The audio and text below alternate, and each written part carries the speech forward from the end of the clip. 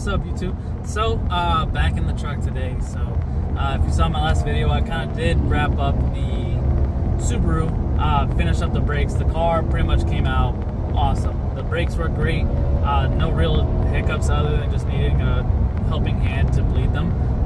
So I think the car is pretty much at a great spot where it's a great daily. The car it's fun to drive. It's just zippy enough where it's, you can take it out to shops. It's beat up enough where, you can park up front. You don't care if someone door dings the car, or scratches it as much. But as perfect as that car is to daily, especially here in California with all the traffic and potential, door dings and all that jazz, it might have a new owner by tomorrow. So I'm actually in the truck on my way to go pick up my next project. So especially with how hot these GC8s have been, I think it was about time to get another one already. So I'm currently kind of cannonballing straight out of work. I showed up to work with the trailer, and I'm just gonna cannonball straight to where this car is at. It is about 4 to 5 hours away from my house, so it's a little bit of a drive to pick up this car. So hopefully you guys like the next project. There are some other potential projects that I am kind of looking at now that I got a trailer. It's like Project City. I just want to go and pick up all these, rescue all these freaking abandoned and non-running vehicles or dumb stuff. It's a little bit of an addiction, I'll be honest. So if you are the person with the trailer, get rid of it before you start buying a whole bunch of dumb shit. So yeah, so I'll pick this back up once I have a car in tow. I'm probably not gonna record me loading it just because it's kind of weird. I don't think I'm that YouTuber-y where I gotta record every single aspect of the thing. But I'll show you guys once I get it. So I'll catch you guys here in a little bit. And if you're curious why it's going to be a 5-hour drive, well, yeah, gotta love California traffic. Alright, well, this is not the way I wanted to spend my weekend at all. So, yeah, the engine in this thing is dead. Okay, well, it is the next day. So I actually ended up just getting it towed home because, screw trying to have this thing on a flatbed with the U-Haul and then trying to push it in. I just called AAA. AAA luckily was able to get it pretty much damn near in the spot I wanted it. All I got to do is just kind of jack up the rear end and push it over so I can clear up this spot a little bit more.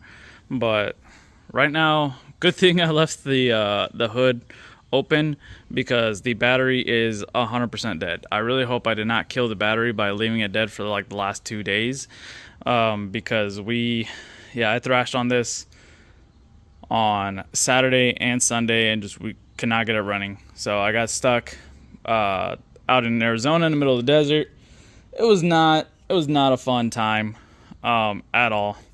And then I got close enough to where a buddy could just take the trailer, because it is not cheap when you got to have a towing company also tow a trailer. So the truck was free, but I think I got stuck 60 miles out of town, and to tow it back into town, it was almost $1,700. So that was just asinine. Luckily I had a buddy that lived nearby in Arizona, and we were able to tow it to his house, kind of work on it, thrashed on it all day and all night. Didn't work, and then the next day I just towed it home. So it was a little bit of an adventure. Yeah, so that's the other little project that we're going to be working on. But this one comes first, just because this is the main tow rig right now, and this is the main moneymaker. So I got to make sure that I think I jumped timing. So we tried throttle body, we tried a fuel pump. Everything looked fine. Honestly, nothing really jumped out at me. I think this motor jumped timing. So this is a Gen 1 EcoBoost 3.5 liter twin turbo, and they have a huge problem with jumping timing. So I'm gonna have to remove all of this junk in the way. In the meantime, I am letting the battery kind of charge up, because right now I can't even unlock my truck. That's how dead it is. So hopefully I can get the battery, back up and running, get the truck unlocked, keep letting it charge probably the entire day, and then just keep kind of trickle charging it, and hopefully I can bring that battery back to life. Hopefully I didn't kill it, because if you leave a battery dead for long, it'll burn up the cells and kill it. Luckily I do have a 3-year warranty on it. So let's start tearing into this thing.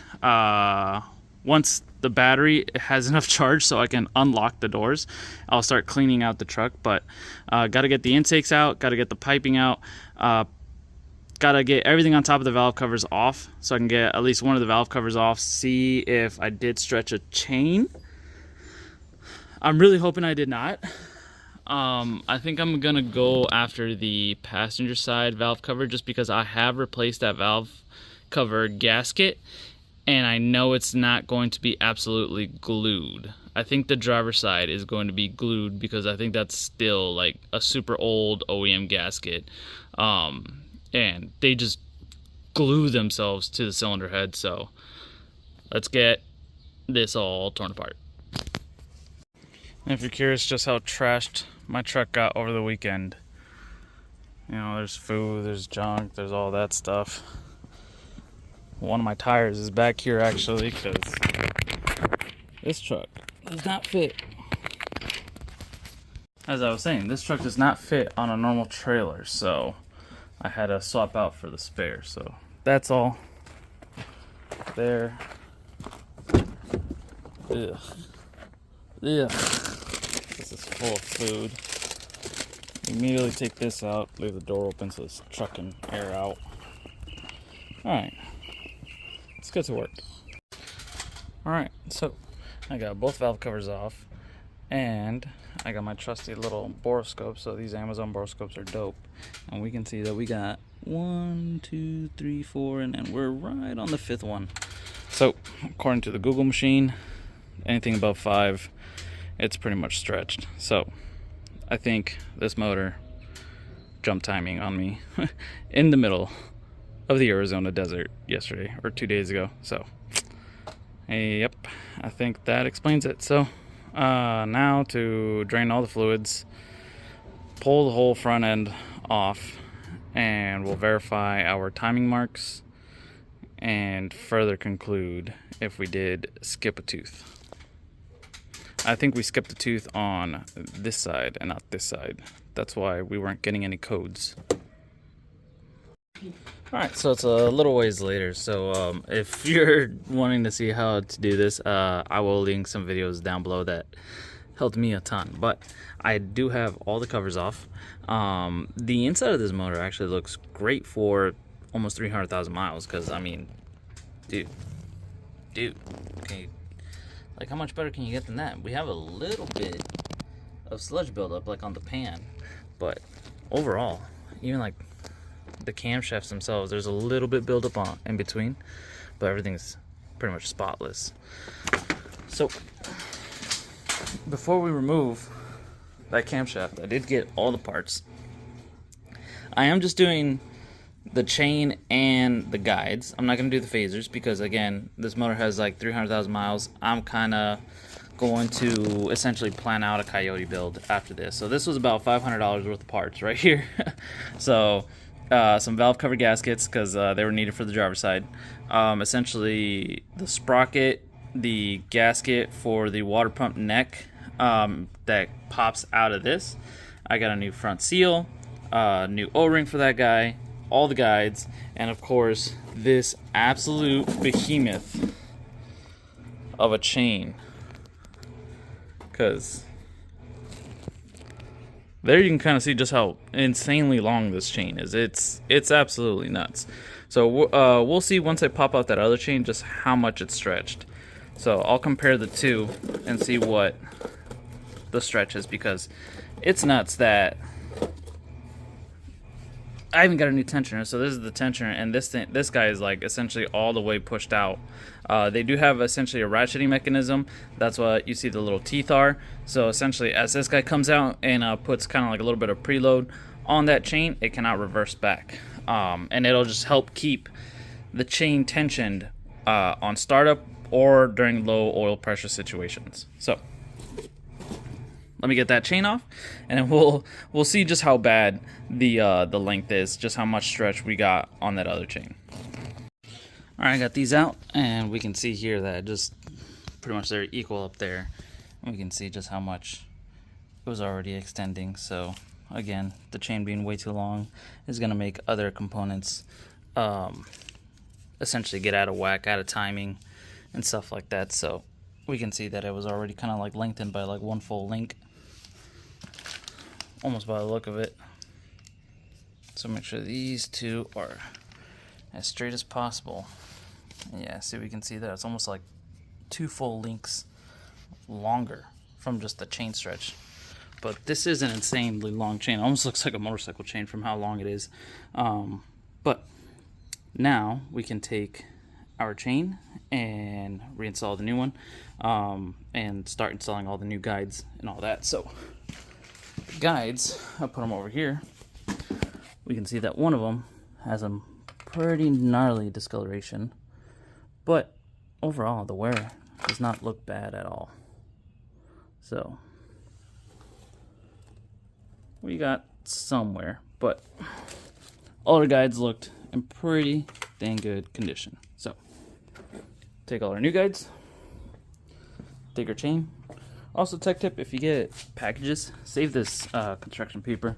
I roll it up and keep it clean, and it works great when I got to do kind of like oily stuff like this on the ground. Essentially roll out a sheet, you got a nice clean working area, and you can essentially do whatever you got to do, and then you just ball it up and throw it away, and it's free. Comes with every package or car part I order.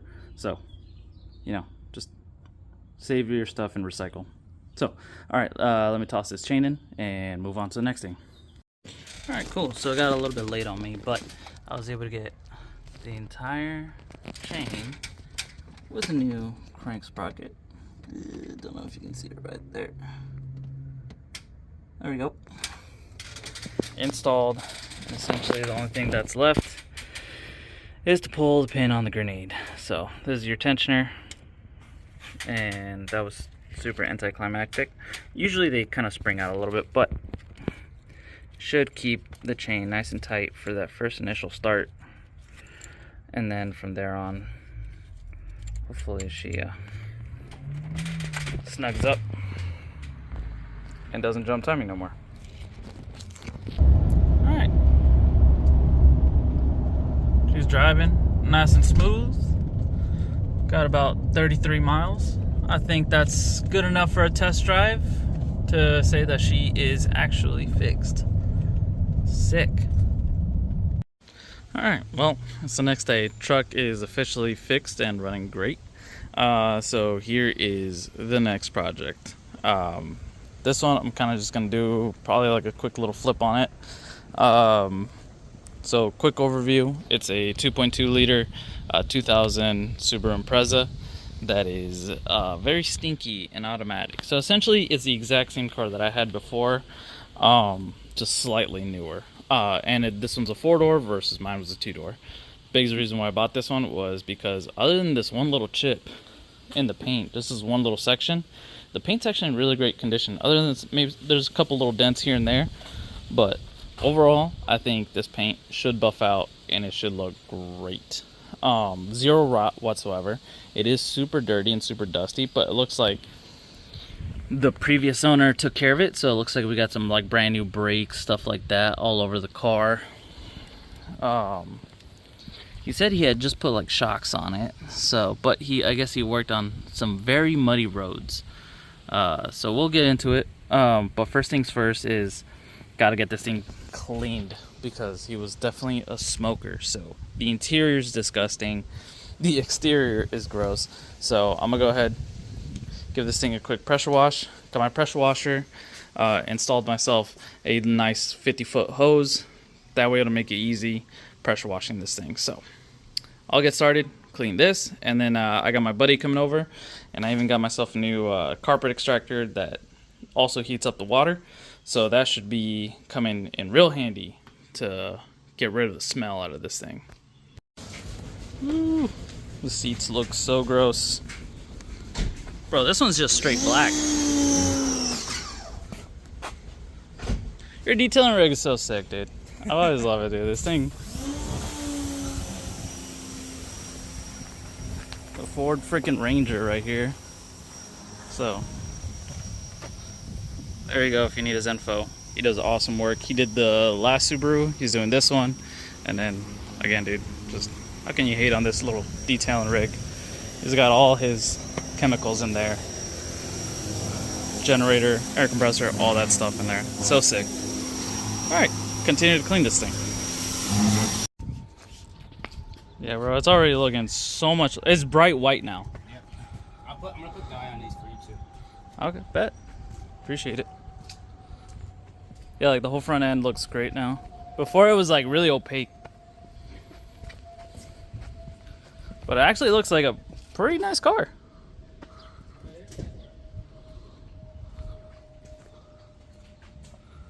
Just super bummed about that one little chip.